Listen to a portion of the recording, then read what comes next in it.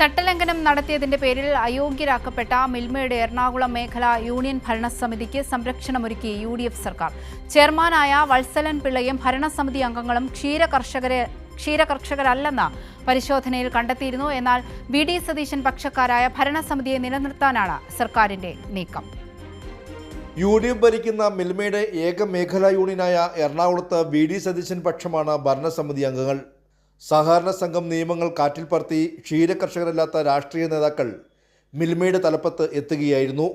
വാളകം സ്വദേശി അനന്തുബാസി നൽകിയ പരാതിയിൽ വകുപ്പുതല അന്വേഷണം നടക്കുകയും ചെയർമാൻ വത്സലൻ പിള്ള, PS നജീബ് ഉൾപ്പെടെ ഭാരവാഹികളെ അയോഗ്യരാക്കി ഏപ്രിൽ മാസം ക്ഷീരവികസന ഡെപ്യൂട്ടി ഡയറക്ടർ ഉത്തരവിട്ടു. ഇതിനെതിരെ ഭരണസമിതി അംഗങ്ങൾ ഹൈക്കോടതിയെ സമീപിക്കുകയും സർക്കാരിനോട് തീരുമാനമെടുക്കാൻ നിർദ്ദേശിക്കുകയും ചെയ്തു. വകുപ്പുതല അന്വേഷണത്തിൽ നിയമലംഘനം വ്യക്തമായിരിക്കെ ഭരണസമിതിയെ പിരിച്ചുവിടേണ്ട സർക്കാർ റിപ്പോർട്ടിനെ തള്ളുന്നു. സതീശൻ പക്ഷക്കാരായ ചെയർമാനെയും ഭാരവാഹികളെയും നിലനിർത്താനാണ് ക്ഷീരവികസന വകുപ്പ് മന്ത്രിക്ക് നൽകിയ നിർദ്ദേശം.